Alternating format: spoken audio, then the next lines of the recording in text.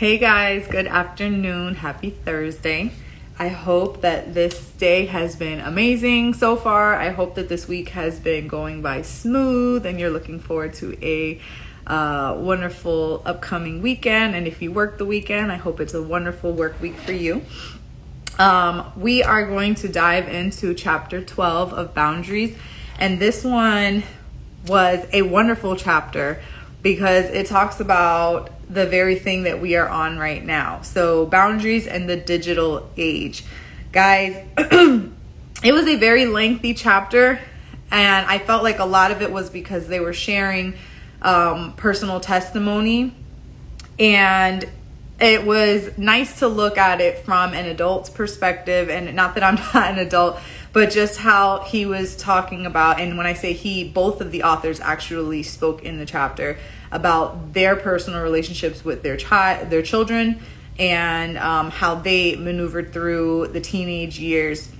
So I'm ready to dive in and get this going because, like I said, this was great, and a lot of it I felt like I was getting checked for this. So it starts off talking about the digital age is an on-call life. We are so consumed with technology. It started off with beepers back in the day. For those of you that are younger, don't remember beepers. I never personally had one. But my parents had beepers, and I remember seeing my dad always checking his waistline and seeing a number would pop up, and that means you need to call this phone number because they're trying to contact you now. And then it evolved into those big cell phones that were in the suitcase, and it literally looked like a brick on the side of your face, and you'd have an antenna. And eventually, as they started finding more cost-efficient ways to provide cell phones to the masses, and we went from 40 cents a minute to 10 cents a minute, free after 9 p.m. and if you paid extra, free after 7, to now it's free anytime, and so on and so forth. Then just evolving into emails, and now, from what I'm working off of right now, a smartphone that does it all. So a lot of times we think, why are we paying so much for a smartphone? Because you have a phone and a computer in your hand. You can get a lot of work done. And this is all great when you use it responsibly, but a lot of times it consumes our lives. And this is such a great topic because we don't think of the boundaries that we need to set place with our social media. And I'm kind of going off on a rant, and I feel like everything just flows nicely together. But I'm not flowing. Forgive me. I'm ready to speak a mile a minute. Excuse me. And I'm excited about this chapter. I really am, guys. So let me stay focused. So one of the biggest things is social media. We're on Instagram right now. We have Facebook. There's Twitter, Snapchat. I was going to say Hulu. I don't have Hulu, but there's so many other things out there that I can't even think of. There's a new thing now I see the little words, the threads. There's so many different apps going on, and it just seems like there's one after the other, and it's like it's never ending. It's too much. But social media is a huge thing that allows people to have access to us. It's not just, I know this person, I have their email or I have their phone number so I can text them whenever I feel like it. No, it's literally turned into, I've got to have their social media, Facebook, Instagram, and this one and that one, and it's never ending. So a lot of the things that happen with social media is that we can be forgetful to turn off or focus on the privacy settings that allow us to have boundaries in our lives. So for instance, I know for my personal Facebook or Instagram account, you can only see certain things if you are a friend of mine.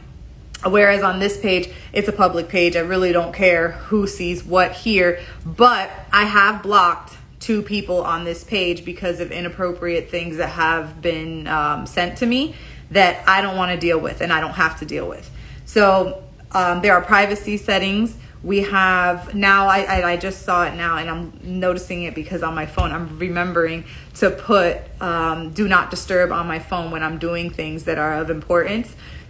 And I put that on my social media account too, that it's quiet time. So after a certain time until 7 a.m., I might respond to you if I'm using my social media, but I'm not getting my notifications on loud.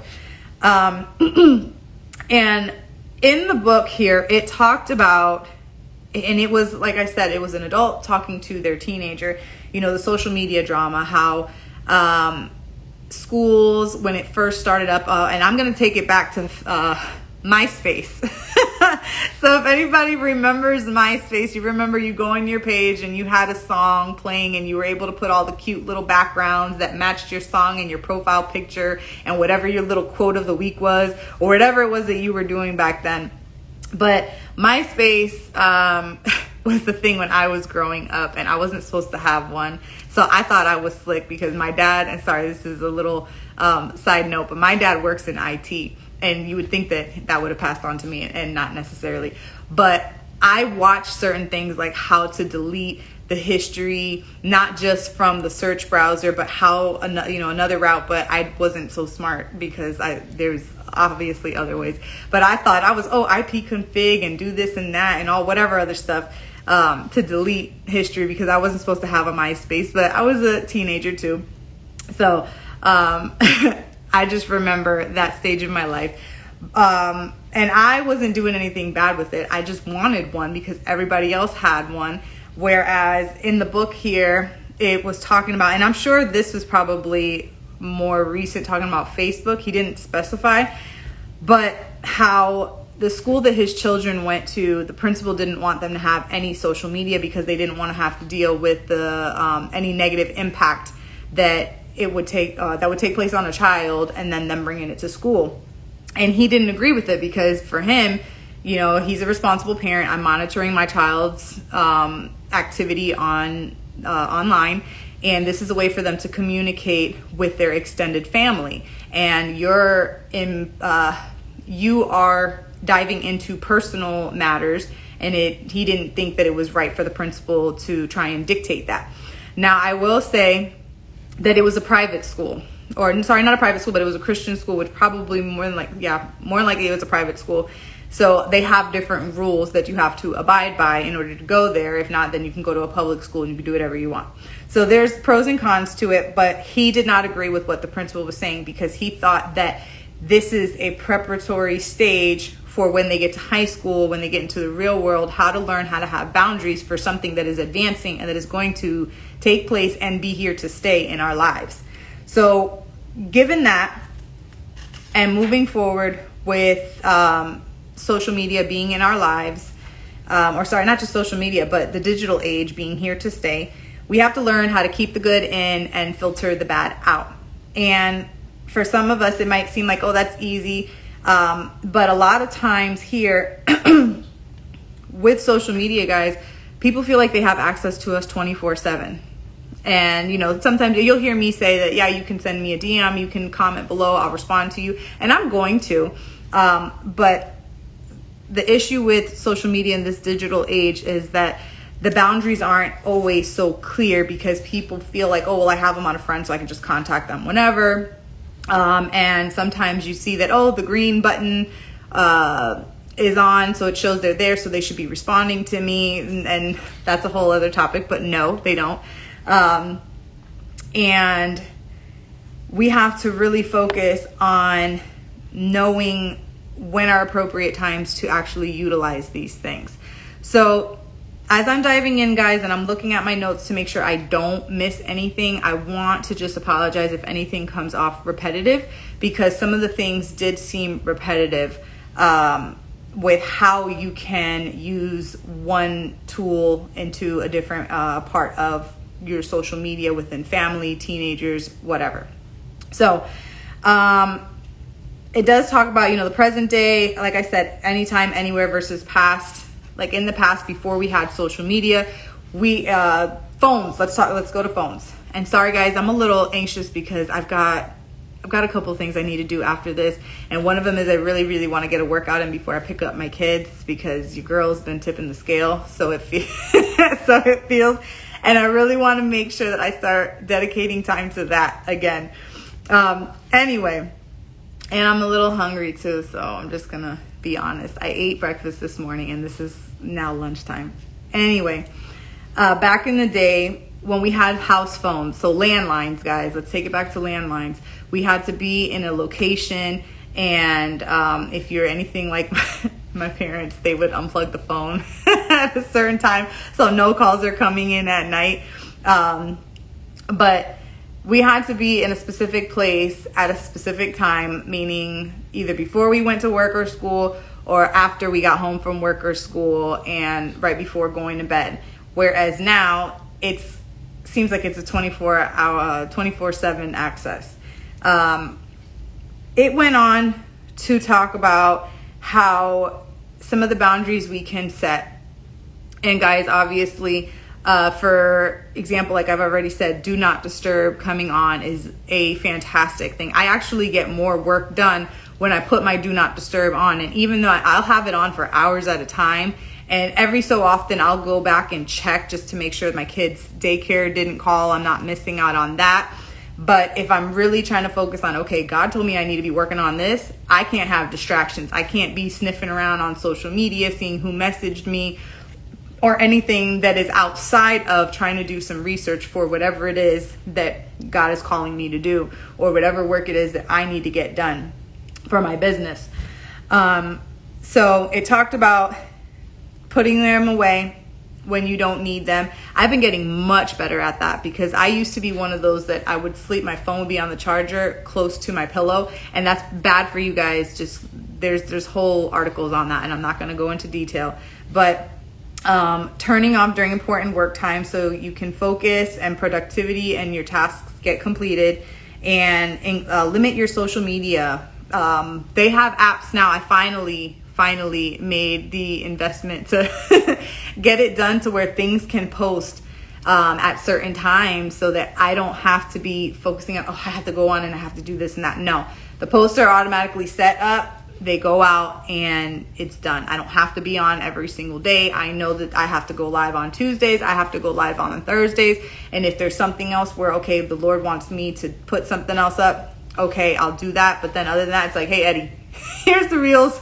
Do that, because I can't be here. I've got to be present with my kids, with my family, for myself, and to have my time with the Lord as well. So one of the best ones they talked about here is no technology. Don't use technology 30 minutes before going to bed and 30 minutes after getting up in the morning. And I'm sure for a lot of people that's hard, because if your alarm is connected to your phone, you are checking to make sure, okay, let me turn my alarm on so that I don't wake up late. And then you end up scrolling on social media, or you wake up in the morning, turn your alarm off, and the next thing you know, you're already looking at something, and then you're running late because you were doing something you shouldn't have been doing. So, and guys, stop taking the phone. I'll say it, Lord. Stop taking the phone to the bathroom so you could pass time as you're, taking the Browns to the Super Bowl. Like, that's got to stop, guys. Get out of the bathroom faster so you can get on with your day and get out the house. So anyway, the next thing that it talked about here, guys, I don't want to skip over it. Where was it? Oh, okay. Date nights. So here it mentioned date nights, and I'm going to just chime this in to spending time with your family as well. When you're sitting down having dinner, and this is going to go in accordance with what else is here too. But when you're with your family, guys, put the phone down. You don't need to be at the dinner table with your phone watching a show, any of that, or watching the television while you're at the dinner table. What happened to the days where we used to sit at the dinner table, talk about how our days were, and certain things, guys, remember, keep work at work, but if there's something you can briefly discuss it. Talk about what you guys want to do with the family. What did you do in school? Just anything to worry and focus on what is actually important, which is keeping the time that you have together intimate, and keep it loving, and keep that relationship intact. because when everybody's sitting there on their phones and eating, what interaction do you really have with your family? What example are you setting for your kids? You're showing them that the phone is more important than them. And I will say, there's times where I'm very guilty of it as well, because I'll hear my mom every now and then say, Jess, the boys are talking to you. And I'm like, I know they're talking to me, but they're asking me for something I already said no to 5 times.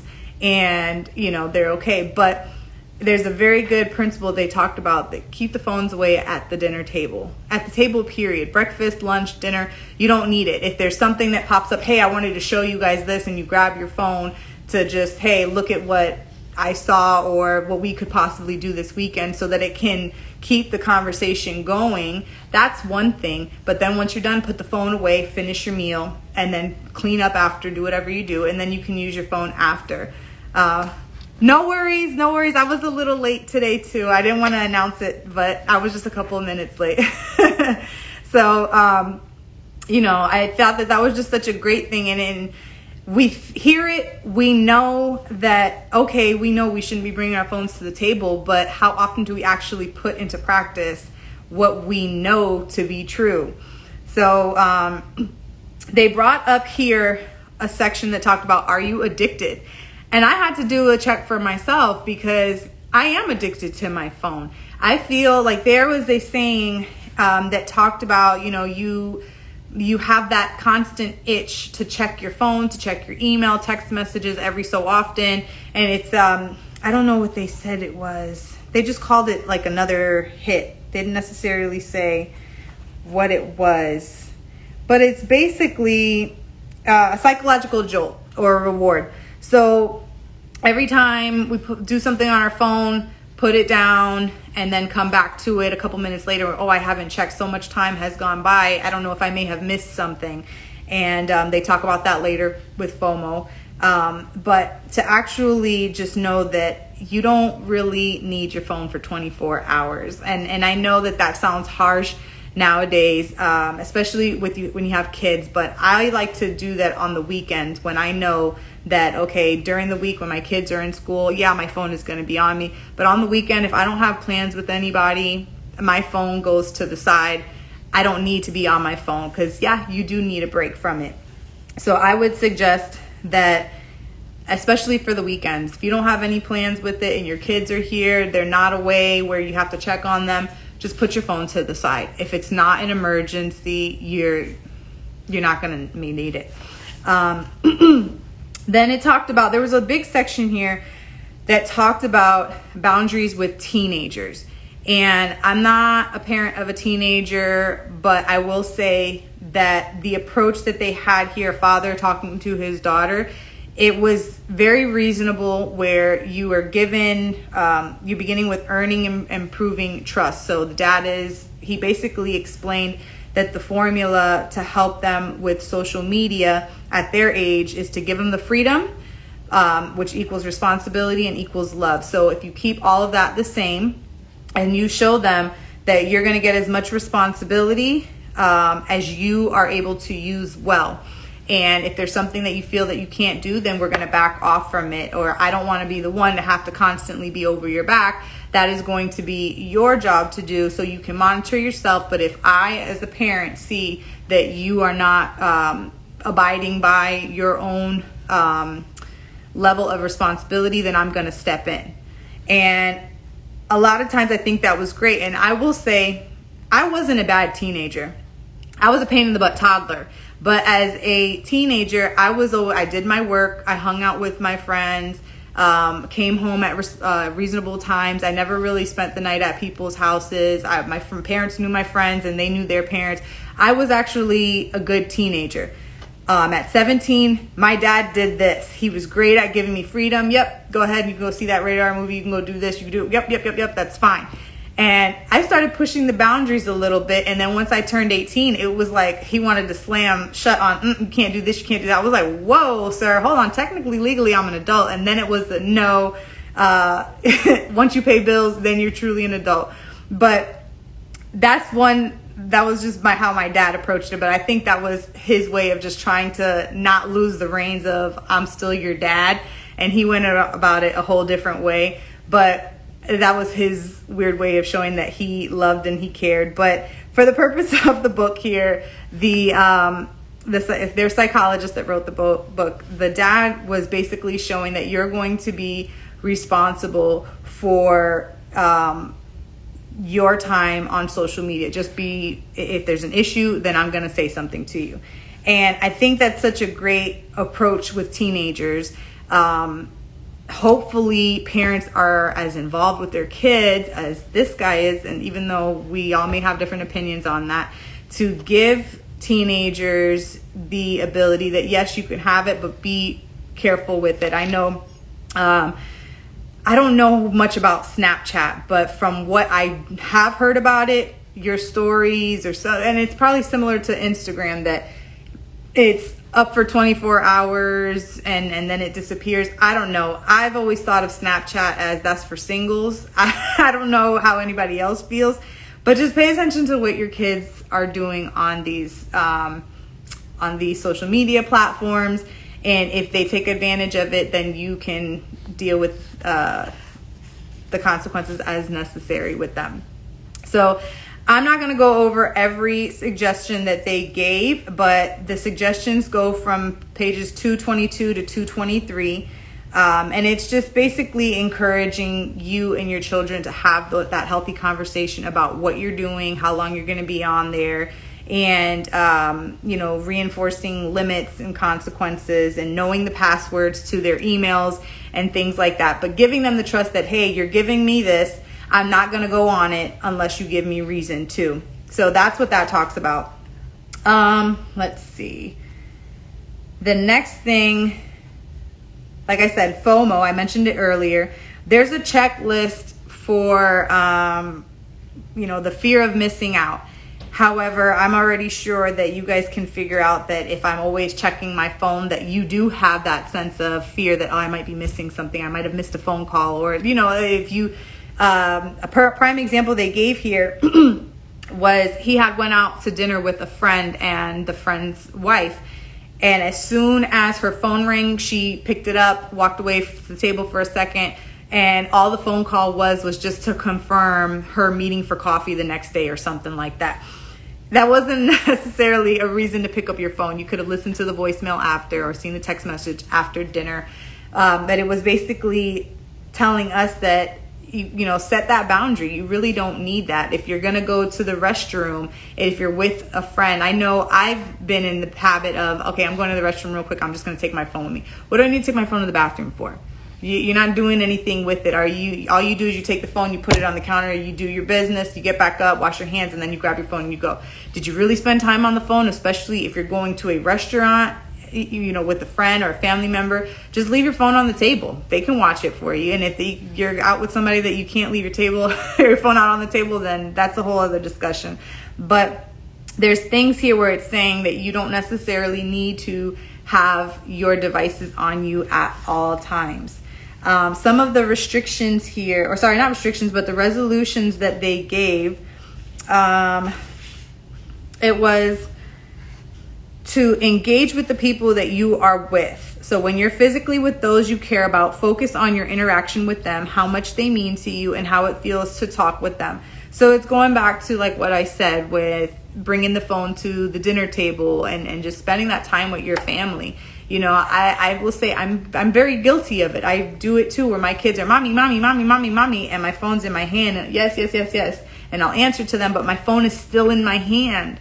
And I'm giving myself my own papao for that, because it's not necessary. This is the age where this is what they're learning. Right now, they're sponges. So if they constantly see mommy's always on the phone, that's what they're going to start mimicking when they get older. And so you said, such an on-time word. We are truly attached to our mobile devices to the point we feel lifeless without them. I'm certainly guilty of this, especially when it comes to family time. Listen, but this is such a, and I'll say it's an on-time word for me too, because I don't want my kids thinking that they can never talk to me when, oh, mommy's on her phone, I can't talk to her. Oh, mommy's on the computer, she has such a laptop lifestyle, I can't talk to her. And I don't want that. I want them to be able to talk to me, but no, you know, when they get older, I'm sure, don't bother me when you see that I'm doing something that I need to get done, or hey, I need to email your teacher real quick, give me a minute, things like that. But for the sake of we're eating, or we're gonna go to the store, or especially nowadays people driving and texting, and your kids are in the back, and I will say that I'm guilty of it too. But our phones are not our lifeline, guys. And I'm not talking about calling for 911, but our phones are not what makes our world go around. We have to learn to limit them and to have boundaries. The second one here says, focus on creating a life of freedom. So again, let's see. It says here, successful people are self-directed people. Think about the people you most respect and admire, perhaps those with great jobs and great families. They are probably not worried all the time about who is doing what and what they might be missing out on. They are not servants of who might be contacting me. So I think that's actually great, because I know a lot of the people that I admire, they usually are just, I got to call this person back later today, as they continue doing whatever it is that they were doing before and having a conversation with me. And I'm going to highlight my aunt once again, because she's an all around great example of just, I'll get to that later, but you're here. I haven't seen you in how long? Let's just focus time and talk to each other. And we go from there.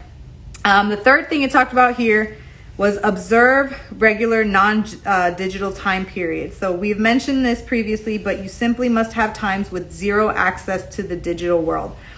I will say, like I mentioned earlier today, that I blocked from this page here, I blocked 2 people.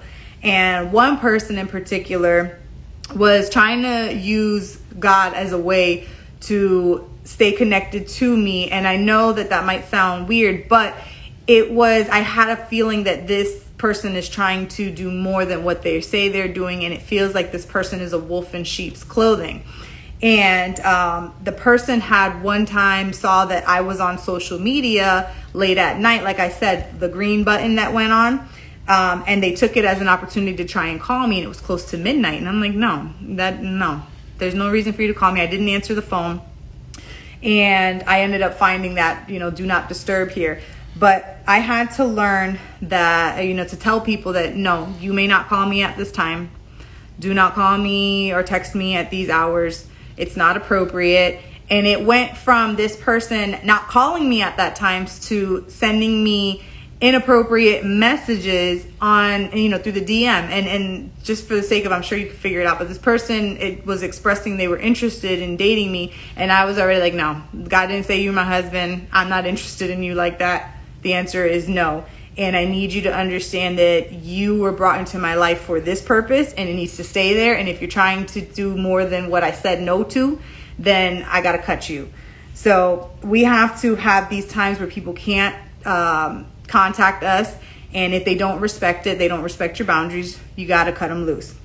But another thing here, it mentioned here that a client of theirs told them that they decided to have one evening a week when his wife and kids, that was a no pixel night. So they would put their phones away, and they didn't necessarily say it here, but I'm thinking of having a game night. Can we bring that back? Can we get to the point where, hey guys, this is Twister, let's spin and find out what color we land on, or hey, let's do the Jenga blocks, or let's play the game Trouble, or the game Sorry, or Guess Who, or even if you want to use your phone for it, that game where you put your phone up on your forehead and they have to say or guess it, and you flip it, or whatever it is. I played it like maybe once or twice, so I don't know what it's called, but get to the point where, in that no pixel, but get to the days and age where let me see, Lord of distractions right now, God bless you. God bless you too, and I understand. But get back to where we get rid of the phones and we just have that interaction. We do something with our family members or our friends, so that we are away from the devices and we're actually staying focused on them. Then the next one was think through the why of your FOMO. So the example they gave is, I'm afraid of not checking my phone every few minutes. Why? Because I might miss something someone wants to tell me. Why is that a big deal? Because it might be important. Think over the last 7 days. What percentage of the digital communications you receive were important enough to check for every few minutes? About 1%. So does checking all the time make sense? No, it doesn't. So if your percentage is very low of important things coming through, you don't need to be checking your phone all the time. Then the last one here is train the people in your life not to expect an instant response. So I know iPhones are notorious for this. On the phones, you have, after you send the text message, message to iMessage delivered or read, I turn my read receipts off because for some reason, people feel like once you've read the message that you have to respond right then and there. I could have just clicked on it and be like, okay, yeah, I got to do that and go do that or finish doing what I was doing and then come back and respond. And sometimes people, oh, you read my message at 5 p.m. and you had the nerve to not respond to me until 7 o'clock in the morning the next day. Like, turn your read receipts off, guys. It'll save you arguments. But, you don't necessarily have to respond right away unless it's something that, hey, we're meeting up at this time, or hey, we had plans for dinner, or you got to get the kids, or if it's an important topic, maybe it shouldn't be taking place through text. Maybe it needs to be a face-to-face conversation or over the phone conversation where we can simultaneously exchange words. The next thing it talked about here was protecting your most valuable assets. So your relationships.